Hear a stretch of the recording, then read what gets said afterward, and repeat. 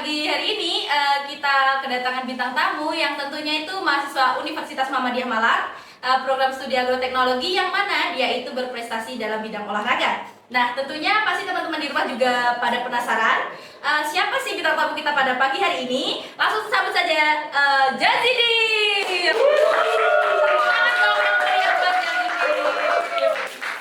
Mungkin bisa perkenalan dulu ke teman-teman yang ada di rumah, kan belum banyak yang tahu, apalagi nih yang jarang ketemu dengan kamu. Silahkan kenalan dulu. Perkenalkan, nama saya Jazidi Istiqamilahipur. Asalku dari Bali, tapi aslinya Sumatera Barat. Jadi ayah sama ibu Sumatera Barat yang merantau.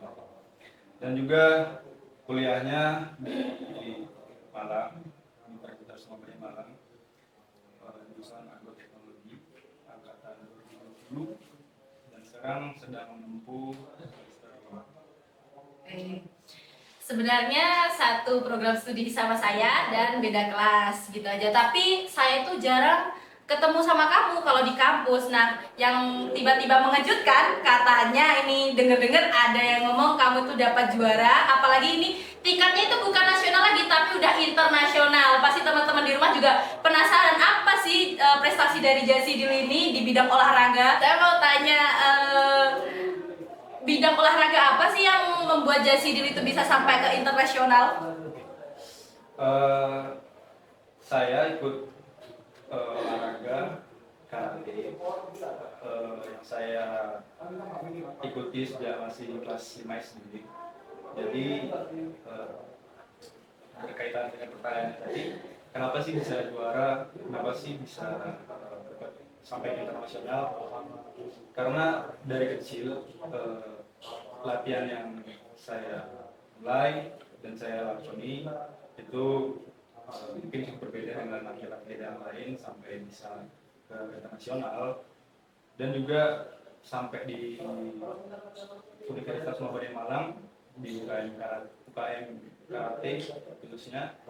Di sini juga masih sama, materi-materi yang saya dapatkan selama latihan semenjak dari saya SD lagi itu kurang lebih sama, dan juga porsi latihan yang saya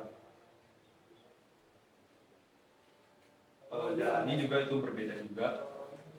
Dan yang penting itu untuk mendapatkan juara adalah konsistensi.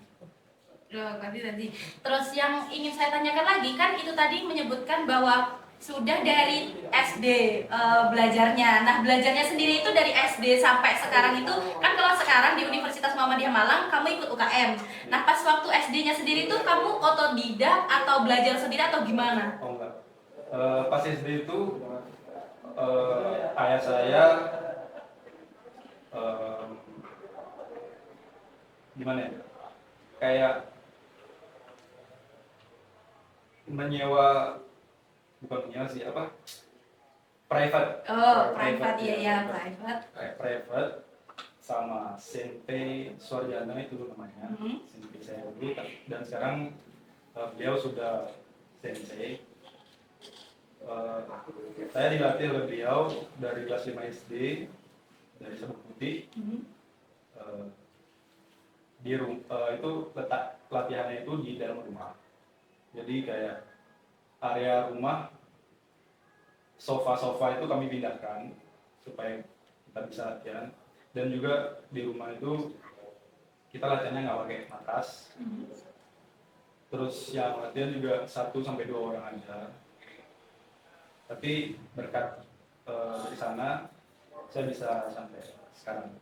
Oh, berarti itu sudah memang dari kecil, dari kemauan orang tua awalnya, terus diminta untuk memang mendalami di bidang olahraga itu, seperti itu ya? Oke, terus yang mau saya tanyakan itu, kan tadi sudah dijelaskan bahwasanya di Universitas Muhammadiyah Malang ikut UKM di Pancasila.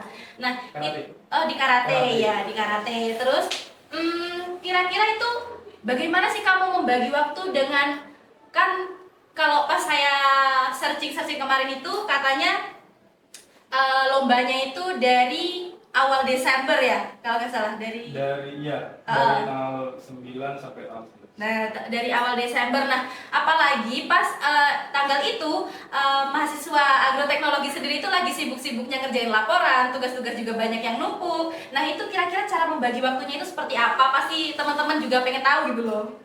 Em, yang pertama, kalau untuk membagi waktu, saya dapat manajemen waktu itu.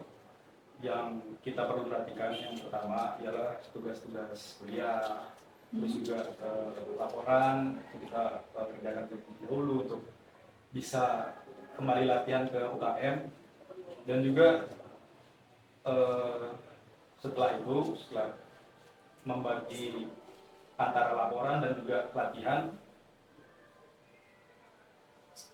lalu saya selanjutnya terfokus pada training tersebut. Oke. Mungkin ada dukungan juga dari pacarnya di sini ya. Sehingga bisa lebih semangat lagi buat ngerjain laporannya, terus membagi waktunya seperti apa. Terus mungkin yang mau saya tanyakan lagi tuh mengenai, kan itu sebelum ikut lomba ada latihan-latihan terus kan sama senseinya yang ada di sini. Nah, itu lombanya kira-kira berapa bulan, terus latihannya itu seperti apa? Misalkan kayak gini, 1 minggu itu latihannya 2 kali atau bagaimana? Untuk porsi latihan sebelum kita mulai ke kejuaraan internasional, lagi internasional ya, kita latihan itu setiap hari selama kurang lebih 2 bulan kita persiapannya. Terus juga jadi di UKM itu ada latihan terpusatnya, yaitu training center. Nah, itu kita ikuti itu selama 2 bulan, kita latihan setiap hari. Tetapi di beberapa kayak istirahatnya itu mungkin seminggu sekali ya, tapi difokuskan untuk recovery gitu. Jadi bagian juga dari latihan, misal badan juga sakit gitu kan, karena latihan yang keras itu kita harus recovery, tapi itu juga bagian dari latihan. Kalau dibayangkan 2 bulan nonstop itu latihan terus, kalau bagi saya ya nggak mampu ya, karena 2 bulan nonstop disuruh di-push terus untuk lomba yang akan diikuti. Nah, terus kira-kira pas udah ikut lomba tersebut, kan itu tadi lombanya di Jogja ya? Di Jogja. Di Jogja. Terus itu tinggalnya di mana? Udah diurusin sama pihak UKM-nya atau bagaimana? Untuk tinggalnya udah diurus sama UKM. Kita tinggalnya itu di rumah dekat Saidan. Dekat Saidan. Iya, Itu di daerah mana? Itu di kurang lebih 15 menit dari Jalan Malioboro. Kita di sana. Jadi akses dari rumah ke tempat pertandingan itu kurang lebih juga 15 menit. Terus untuk dari pihak kampusnya sendiri itu ada uang pesangon atau bagaimana? Untuk uang pesangon enggak, saya rasa enggak. Tapi udah cukup mungkin dari UKM memberikan kita tempat dan juga fasilitas dan juga makanan, itu udah cukup baik. Seperti itu. Soalnya kan ini kan ajangnya itu bukan nasional lagi, tapi sudah internasional loh teman-teman. Apalagi ini dapat juaranya itu bukan main-main, tapi juara 2 internasional. Tepuk tangan dulu dong buat Jessica. Tadi kan sudah banyak kamu jelasin masalah ini itu gitu kan ya, pas waktu dari persiapan sampai pertandingannya dimulai. Terus kira-kira pas masuk area pertandingan sendiri itu kan feel yang kamu dapat itu seperti apa? Kan banyak yang nonton, pasti kan gugup kan ya, atau gimana gitu? Bagaimana?